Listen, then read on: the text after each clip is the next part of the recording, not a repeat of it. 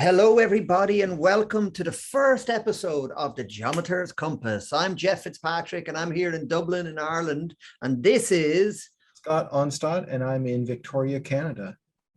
Hello, Scott. Scott and I have been buddies for nearly 10 years, and we have a shared passion for sacred geometry in all its forms, but particularly the intersection between sacred geometry and consciousness.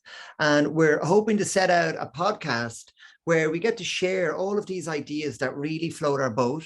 And we want to reach like-minded people that share this passion, So this is kind of just a casual conversation style podcast where we might pick specific topics, but then really there's no agenda. We just want to sort of go with the flow and see what may come, because we've had many, many chats over the years, Scott, haven't we? And sometimes we finish those chats and we go, oh, I wish I'd captured those, So many times I feel like I wish I would have recorded that talk because it was so interesting, And so now we're doing just that. We just hit record and we're just going to blabber on for like a half an hour each time.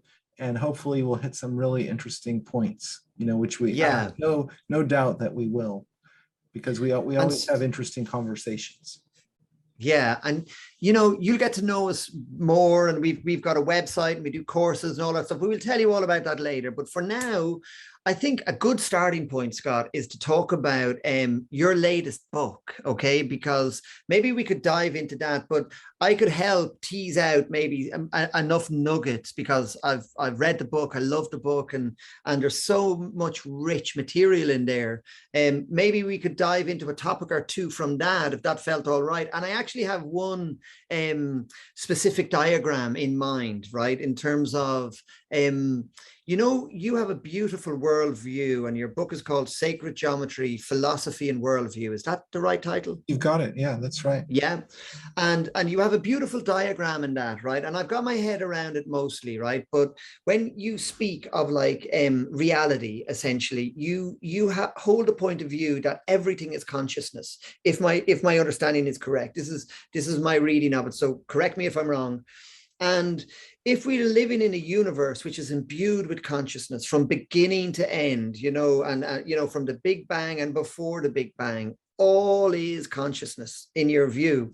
You have this diagram. This is the diagram I'd like to talk about in this podcast, where you speak about you have absolute, the absolute, I think you call it. Then you have the relative. And these are kind of two circles, or a circle within a circle. Well, actually, the way it is the absolute is in the background. It's everything is always the absolute, but it's like the screen, and we're like actors on the screen, and we always overlook the screen. We forget that we're actually modulations of the screen. And to use Rupert Spira's analogy, but so the absolute is really consciousness, and it's always the case. Okay, but the relative is where my diagram starts. It's like there's a circle, and the circle says relative, and it's kind of floating on that screen, So can I ask you something here then? So I like the analogy that Eckhart Tolle uses, right, where he speaks about kind of the unmanifested realm and the manifested realm. Okay, and I just like those terms because it kind of gives me this impression of there's kind of like a source point before anything is made material, right? And this is what I think, if I'm understanding Eckhart correctly, he says that's the unmanifested realm. And then something comes into manifestation, it's birthed into reality. And by the way, that's not necessarily like, like stones and hard material, but like thought forms would be in the manifested realm, like ideas would be in the manifested realm. And so the unmanifested is like kind of like the primordial potential. The Buddhists would call it like pure potential emptiness, I suppose, would be. Is that what you call the absolute? Well, I would say that when you're formulating a thought, you have a sense that you could potentially have a lot of different thoughts. But there's some mechanism that's very subtle that in which you select the thought that you're going to have. And once you make that selection, that thought becomes a deterministic wave that propagates through your brain. So it becomes manifested. And a lot of people are so stuck in their mental loops that everything is like that. Everything is manifested. But if we're honest, in moments of creativity, say, you're actually pulling something from the invisible realm that's not manifested, and you're making it visible.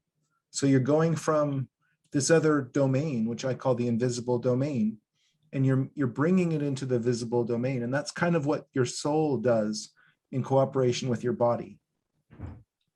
It's this bringing from the invisible, unmanifested domain into the manifested domain. And that's kind of probably the best way to look at that is to study creativity, to study where ideas come from, right? Because when you're being creative, you don't really know where what your next idea is going to be. And if you did, it would already be deterministic and manifested, and it wouldn't be interesting. So I'm, forgive me now if I'm interrupting you, but it's so funny, actually. There's an irony involved in this conversation, because here I am desperately trying to kind of get a thought form, my ideas around, and the very subject that I'm trying to get to is this kind of absolute, so let me just keep bringing you back to this, right? Because for me, this is kind of the starting point.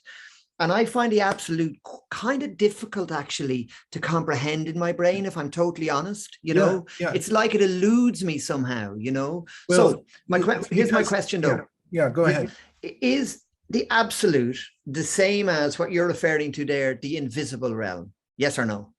No. Okay. Explain. The absolute is unlimited, unbounded, infinite, formless emptiness. It's consciousness. It's the ultimate container. But what I'm proposing is that there's a visible domain, which we're very well acquainted with, which is where the whole universe is. Things we can weigh and measure and engineer. That's what science is about. But there's also an invisible domain, which is where all souls live. And it's where your thoughts live. And it's also a kind of mind. So what I'm proposing is that there's a universal mind which contains the visible and invisible domains. And this universal domain is the domain where we have mathematics and geometry and transcendentals. And then it dissociates into two parts. It's like a split personality in a sense, where it becomes the same consciousness, the same absolute, informs the visible and the invisible domains. And what we see manifested is actually a combination, an interplay between those two domains. Does that make sense, Geoff? Yeah, it does. So I think I'm with it. Like, bear with me, because I struggle with, there's a lovely koan, that like form is emptiness and emptiness is form. And I love to play around with that, and sometimes I go and I have these kind of eurekas just with that. And I go, oh my God, I've got it today. I understand, I understand that form is emptiness and emptiness is form, and it all makes sense. Then the next day I get up and I go, hang on a second. What was I saying there about emptiness? Yeah. Like there was form, there was something, and I'm scratching my head, and it's left me again. That's what's beautiful about koans. It's kind of go ahead. It's kind of like shifting into the absolute. When you shift your awareness into more of the absolute side of the street, you understand it. Yeah, exactly. And when you shift your awareness into the more manifested realm, into the mind, you can't understand it. It's impossible to understand, and it's a paradox, and it frustrates you, and you don't get it, and you go around and around, and this is normal. This is exactly how I feel too when I'm trying to figure this out, because it ultimately, consciousness is a kind of paradox, right? So you are that paradox, and I think if you can just accept that, it will ultimately be a mystery. You can't pin it down, and thank God, because if you could, how boring life would be if everything was known and pinned down, and we've mapped it out. We know everything. God, I'm going to opt out. Yeah. But when there's always this unknowable aspect, this one, like you can't quite square the circle exactly, right? We leave that open, that that little gap. That's where the magic is let in. Okay, and so you can't fully know what mind is with mind. Yes. It's like Yeah. the fish can't know that it's really in water because it doesn't get it, you know? Yes. Yeah. Yeah. Yeah. It has to be To taken me, out of the ocean to see the water, to know that that's what water is. yeah, because we are made of the same stuff as the absolute. Does that make sense? I know I'm harping on about the same thing, but if it's okay with you, right, can we just keep kind of like waffling on about this, your model basically? Okay, so if I'm understanding it correctly, then we have this absolute realm, which is like, let's call it the source point of your model, and then in out of this absolute comes these two domains, the invisible and the visible domain. Okay, and these are both like two sides of the same coin. And is this what you termed a relative? Is this relative? Yes. Yeah. Yes. Like you call it So the relative domain. like the way, like I have a diagram, right? And there's a big circle. And inside, that's the universal mind. And inside of that, there's two circles, like the yin and yang. There's kind of two circles inside the big circle. And those two circles are dissociations within universal mind. So they're within, there's an infinity within. And within that, you have your visible domain and your invisible domain. Okay, so the visible domain is a kind of mind, just like the invisible domain is. We're not used to thinking that way. Normally we think, oh, the universe is real and it's outside of me and it's out there and it's materialist paradigm. What I'm saying is even that is a kind of mind, because ultimately there's only consciousness. There's not stuff out there outside of consciousness. Stuff is in consciousness. Yeah. Okay, that's the big figure ground shift that I'm asking people to take in my book, is to realize, because we have this underlying materialist worldview in all over the world today. And we think that there's this world outside of us, outside of consciousness, and that consciousness is maybe an illusion. And it's just this thing that happens inside certain animal brains on this one planet in the entire universe. What I'm saying is we have it so far backwards that really the whole universe is a concept, is a imagination of universal consciousness, of awareness, the same awareness that you have as you're listening to me right now. Okay. Yeah, but it's filtered through your individual mind, which is a tiny subset of the larger minds. And so you think you're separate, but that's really a persistent illusion that we have, right? Of separation. And I think this is one of the most beautiful parts about your philosophy, actually, is that, you know, you're very articulate in explaining how we're not separate from the sort of the consciousness dance of the universe, you know, that we are part of it. You know, to be honest, like I've always had a disposition, like ever since I was born, where that has just always intrinsically made sense to me, that we're kind of like tiny little pieces of foam on just one cresting wave in this infinite ocean, you know, and that like we're tiny little bit of foam trying to work it all out with this tiny little human mind. And like we don't stand a chance because the intelligence is so big, you know, trying to put it in, like, I don't believe consciousness is in our brains anyway, but just trying to work it out as one human self is kind of a tall order, you know what I mean? And then there's a funny joke where I heard somebody say, you know, then you try and bring the full mystery of the infinity of the universe, like into human language. And then like the way he was explaining it was language is basically just like 5 sounds, like and then the consonants are just made with air pressure. So it's like,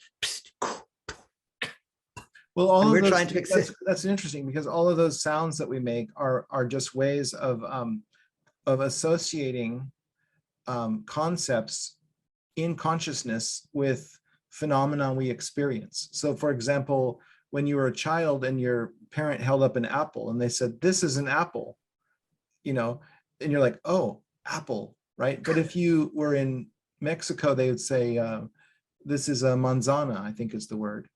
And so you'd have a different sounds associated with that. But no language has apple, the meaning of apple in it.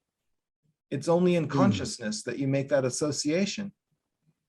Yes. You can't write, it doesn't make any sense that it doesn't exist in the language. The language is just a tool that we make. Okay. And mathematics is like that too. Geometry, sacred geometry, is a kind of tool that consciousness uses, but it doesn't have the meaning in itself. And this is a point I make in the book. Yeah, I just want to, let's keep thickening the plot then, Scott, So maybe we should put the diagram up of your model, actually, and we can talk about that maybe in another episode, or, I can put that in post. I'll pull it up on the screen. Okay, great.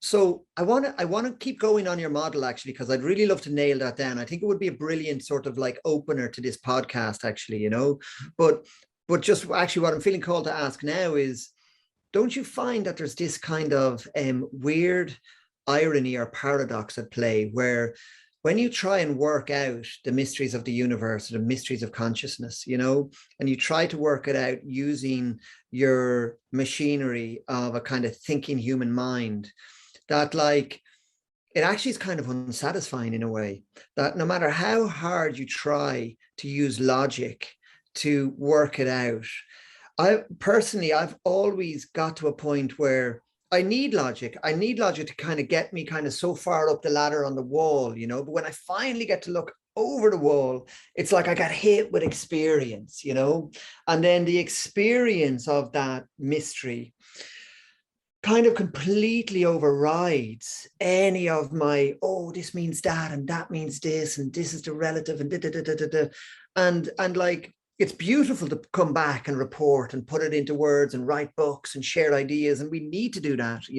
I think that's kind of part of being a human, actually, that we do those things, but it's different. There's a dance between using this mental machinery and then having the experience of the mystery.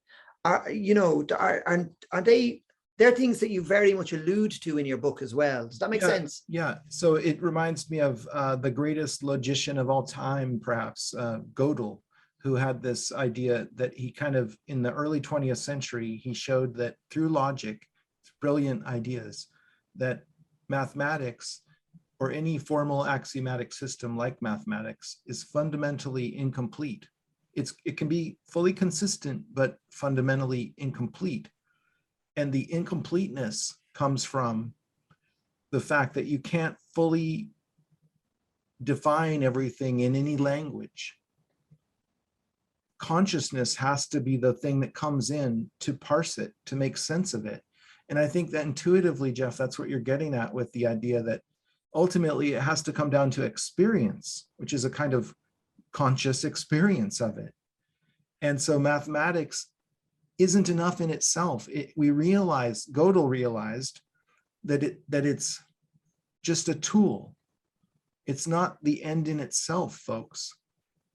And it's a marvelous tool because it describes the visible mind perfectly accurately.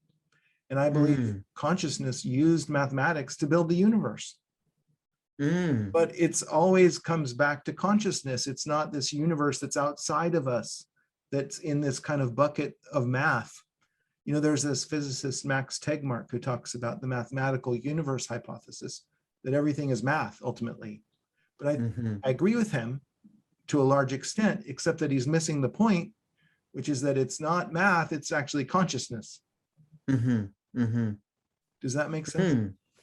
Yeah, it completely makes sense. And I'm just, I'm trying to share an example of this, like, thinking, using my thinking mind, and being sort of operative in the world of forms, or the manifested world, right? And just having a raw experience of consciousness, right? And I have a funny one, right? I don't know, would this be a valid example of this dichotomy between, thinking and experience, you could say, right? I was there only a few weeks ago. I was making a beautiful sacred geometry mandala, which is kind of one of my favorite hobbies. Okay. And I'm doing this kind of like rainbow breathing thing, which I kind of like. It's just this kind of cool rainbow breathing technique I learned. And I'm all happy with myself. I'm doing my rainbow breathing and making my mandala. And then lo and behold, out the window, there's this rainbow, actually a double rainbow, comes down and nearly sort of shines into my mandala. Okay. Now, there's a moment, right, where there's almost like a little piercing that happens in my reality. Okay. And I am no longer thinking, I'm not thinking about my mandala, my meditation, and I'm just almost at one with these rainbows. I'm kind of like triggered a little bit by there's a coincidence and this feels nice and so on. But there's just a nanosecond of me kind of going, ah. And for an instant, I feel connected to something way, way bigger than the little me. And this experience is the most beautiful experience I think humans can have, this connection to something bigger than yourself, Now, then the funny thing was, the minute I started thinking, oh my God, there's a rainbow, and I was doing rainbow breathing and I'm doing a mandala, do you know what I'm going to do? I'm going to go and take a photo of this, because this is and so what I did was I says, I'm going to leave this experience. I'm going to close the hatch on it, exit the beautiful experience that I was having, so that now my thinking mind kicks in. I want to capture this, take a photo, because, sometime in the future, I'll be able to not be in that moment in the future, looking back at this moment that I wasn't in to begin with because I went to get my phone.